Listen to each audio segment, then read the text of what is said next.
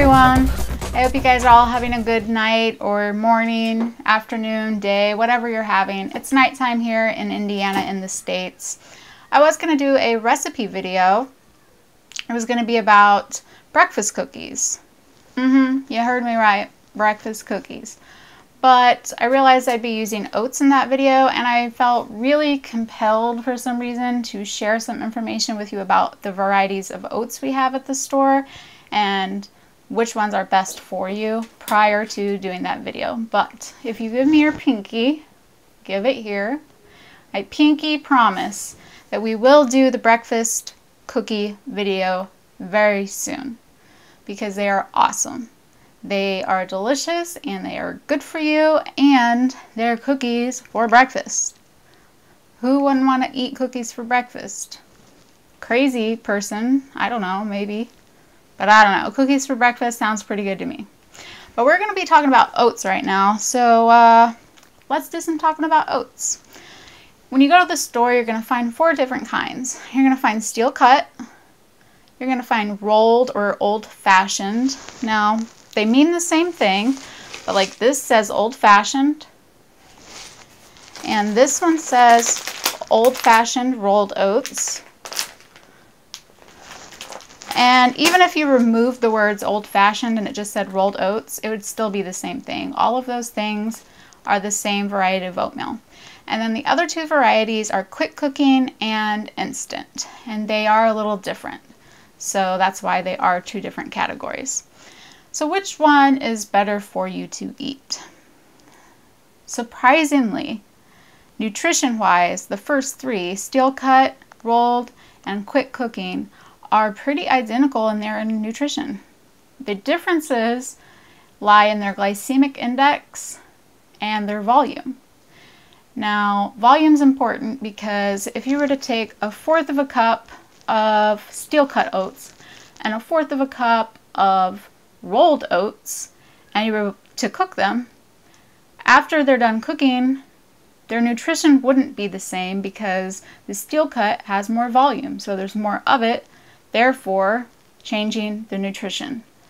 So it would be unbalanced. But if you were to weigh it and take out, say, 2 ounces of one and 2 ounces of the other, and they were the exact same weight and the exact same amount that way, then the nutrition would be the same. Same for quick cooking oats. Now, all those 3, quick cooking, steel cut, and rolled, still have the bran and the germ intact. Can't say necessarily for the instant. I'm not sure that it does because it does go through a more extensive process. What I do know is how each are made. Steel cut oats are made by taking the whole oat grain and chopping it into 2 to 3 pieces, and that's it. They're completely unprocessed. Other than that, they're packaged, shipped out, end of story. You buy them, you take them home. Then you've got the rolled or old-fashioned oats, and they are a little processed, and I know what you're thinking. Ah! Why, God, why? But processed doesn't have to be a bad word, guys. Now, sometimes it can mean that it's very bad, but in this instance, which I'm about to explain, it's really not. The processing of the rolled oats includes dehusking the oat, then it gets steamed and rolled flat, and then it gets lightly toasted. Now, with the exception of removing the husk, they haven't taken anything important and they haven't put anything back in. The toasting and the steaming and the rolling process change it just enough to give it a more stable shelf life, so it'll last a little longer on the shelf, and it also makes the natural oils in the oat stable as well. But again, it didn't really take anything away, it didn't put anything back in, so processed doesn't really mean anything bad here.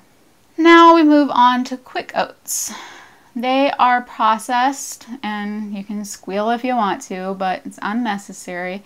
They are processed in the same way that rolled oats are, except they are processed a little longer. So that makes them partially cooked already.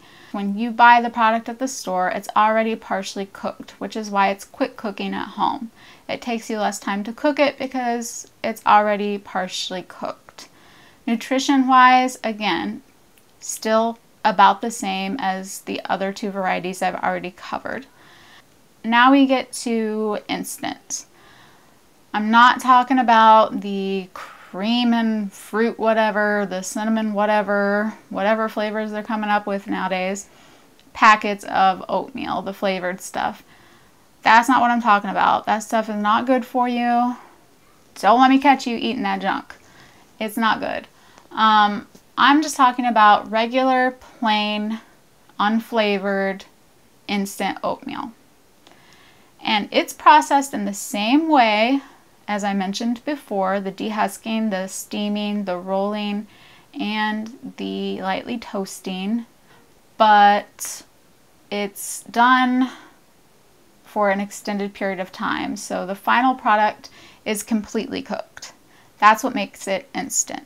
So when you buy it and you take it home, you're not actually cooking it when you prepare it, you're rehydrating it. And so it's already been cooked by the time you get it. And that's unfortunate because that having it processed for that length of time does affect the nutrition. So it bumps it down a little bit. So in the world of oats, I'm so sorry, instant oats. You will not be taking home a medal today. It's not your best option, in other words. But compared to other breakfast options or quick snack options like Pop-Tarts or Danishes or donuts or sugary cereals, it's a much better option than those. So not all hope is lost, my friends. Earlier I mentioned the glycemic index. It's because it's important, and that is one thing that is different in each variety. Glycemic index is not just important for people who have diabetes, but it's also important for regular people. We don't want blood sugar spikes and then bombs, like highs and lows. We don't want that either. So something that's low on the glycemic index is good. Low is good. Something that's high on the glycemic index is not good. Like the quick cooking oats are easier to digest, so they release energy more rapidly. But that means you bottom out more rapidly as well. So their glycemic index is 66. Now the rolled oats, however, they're a little harder to digest. It takes your body a little more work. And so they provide a slower, steadier release of energy for your body. So your blood sugar stabilizes and you don't get that high and you don't get the plummet at the end either. And that's what you're looking for. And it has a much lower glycemic index of 55. 55 and under is considered low on the glycemic scale, and 70 and up is considered high for the glycemic index scale. Anything in between is exactly that. It's in between. It's not the best, and it's not the worst. So to recap, steel cut and old-fashioned or rolled oats are your best options for oat products. The quick cook oats are okay. Nutrition is about the same. And then unfortunately instant, it's in last place. Not very good. Still better for you than most other breakfast options, but as far as oats go, it's inferior. So go for the steel cut or for the old-fashioned or slash rolled, whichever term you prefer, version of oats. I just want to give you a brief glimpse at some of the health benefits that oats provide, just so you know. They are a good source of thiamine, they're a good source of iron, and a really good source of fiber. They also have a substance called beta-glucan, and that will help people with type 2 diabetes with their blood sugar level and stabilizing their blood glucose. It also may help to stimulate the immune system, which helps our ability to fight off bacterial infections and illnesses. And that's just a little brief segment on the benefits of oats.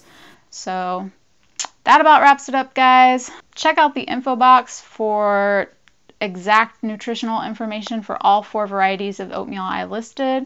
And don't forget to give me a thumbs up and subscribe so you can stay up to date on health and nutrition that will help your body, your mind, and your life. And I will see you guys real soon. And I have not and will not forget about the cookie recipe, I promise.